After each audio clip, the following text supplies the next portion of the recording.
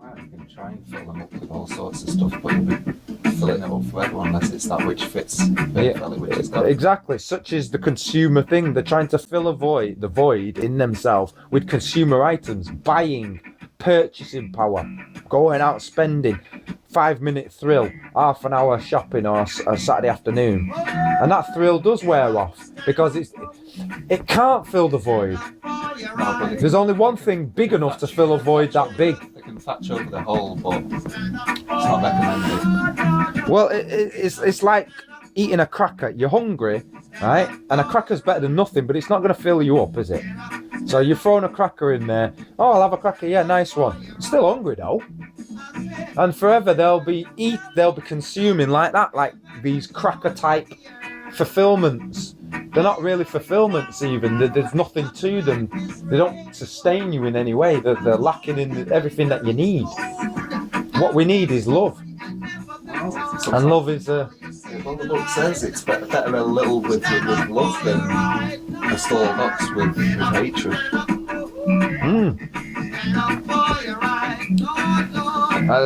There's another way of saying that. The wives' tale. You know, better to have loved and lost than never to have loved at all, they say. What's that? That means if you live your entire life and you've never loved, then you really are lesser than those who have... In what sense love? Commonplace understanding of love? Well, loss is a very important thing. It's a very important feeling. It teaches us something. When you lose something, it's important, isn't it? It makes you feel different. It makes you analyse and critique yourself. Especially if you cared about it, you don't want to lose it. You might even be able to get it back if you can grow up enough to find the right remedy. Sometimes, when you're doing it with people don't reciprocate because they're unwilling to reciprocate. I don't believe it's a case of they're not able to reciprocate unless they're like mentally brain damaged or something, and reliving the same day or something. But in a way, some people get like that in adulthood. They relive the same day, Groundhog Day, because they don't change their soil in their mind to grow new things. They don't prepare that to be able to take any new things. It's just what's already growing and that's it. And then they're forever trying to fill the void, not realizing it cannot be filled that way. There's just too many people that think the world is about stuff, and in a way we're to blame. We've bought all the stuff for our kids, TVs for the bedroom and music systems and PlayStations, and it's like, play with that and don't bother us, we've had a hard day at work, So I'll tell you something about adults, yeah, that a lot of adults do not accept about themselves, right? We wrestle with going to work and providing, with actually spending time with our families. We wrestle with that daily because of the way, and I think to myself, this system was not thought of by a man or a woman that has children, or not even, or if they do have children, that cares about spending time with their children. Because if they did, they would have come with a completely different system, and you spend a lot more time with your family, and the amount of time you spend in working would pay enough to take care of your family. So whoever come up with that system doesn't care about families, doesn't care about kids. No, you learn that. If you don't enter into a relationship, you don't learn. The marriage is joining of consciousness. You've got to know what that consciousness really is. You've got to know your own as well. Right? And in a way, when male and female become enemies, that's when you know who they really are, what they're really capable of. You see the full being. If you just see only the good in someone, you don't know who they really are, do you? That's love, isn't it? That's love, yeah. But that's life also.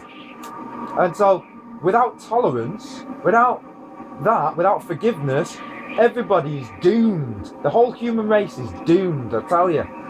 Doomed to repeat the same mistakes over and over and over, for the rest of eternity. Doomed to have that emptiness that will never be filled. We'll be forever seeking things. It says, if you do not resolve the problem, that which resides in you and not within me, because I don't have the problem with this not having money, you know, because I can't do anything about it right now. I'm doing the best that I can, and if I get some, I'll have some. But when someone says to me, give me £30 or else what? I don't come to you with such demand.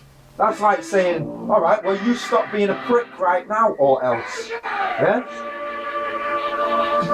Women today, they think they can get away with too many things just because there are men out there that try to respect women.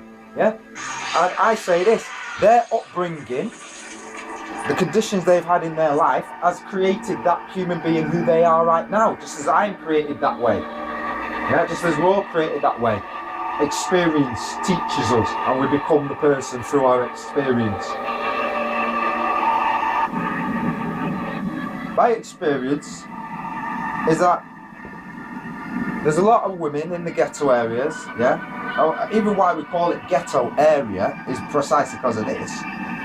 Because it's low in its expectations and its standards. It's low. People don't really want to aspire to much, yeah? That want to stay there. The ones that want to get out, well, they're aspiring, aren't they? But there's this hatred amongst the ghetto. You've heard of it. Crabs in a barrel, pulling each other down when one tries to get out. This jealousy that they don't admit to is jealousy. Now I say this: The Taming of the Shrew. You've read that, haven't you? What is the primary message in that story? That what is it that women seek? Yeah? And he comes back and he says, women seek rulership over men. Even a queen would seek rulership over the king. And it was the queen that originally sent him on the mission. And the king was there. And she knew that was the truth. She knew that was the truth. Taming of the Shrew.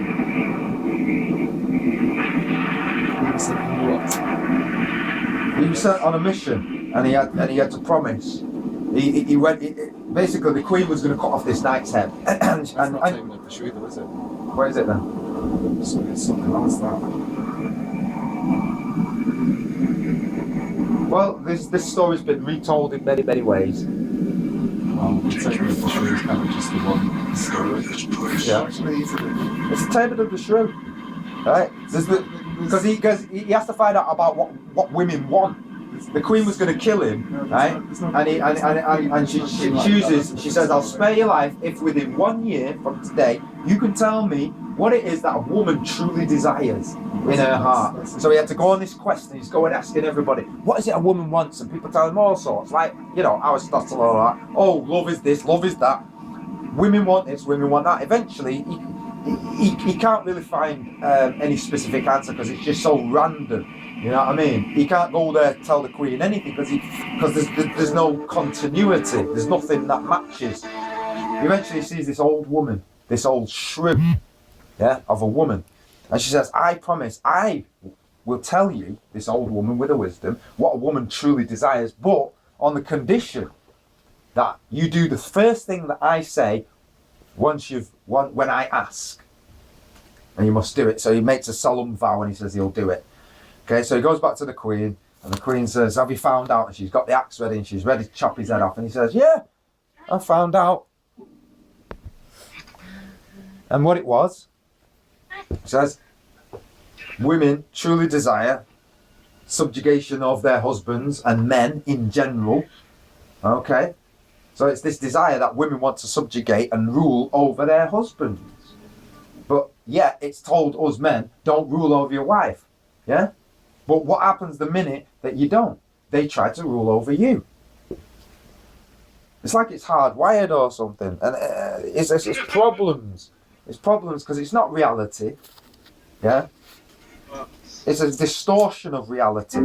It's allowing weakness when there should be strength. You know what I mean? One of men's strengths is to be firm like that and go, no. I'm running things. But because of this equal choice, it's a piss take thing. And what women use most of all is their bodies, their flesh, as some kind of weapon, as some kind of offensive attacking device. And that's entirely the wrong way to be looking at yourself.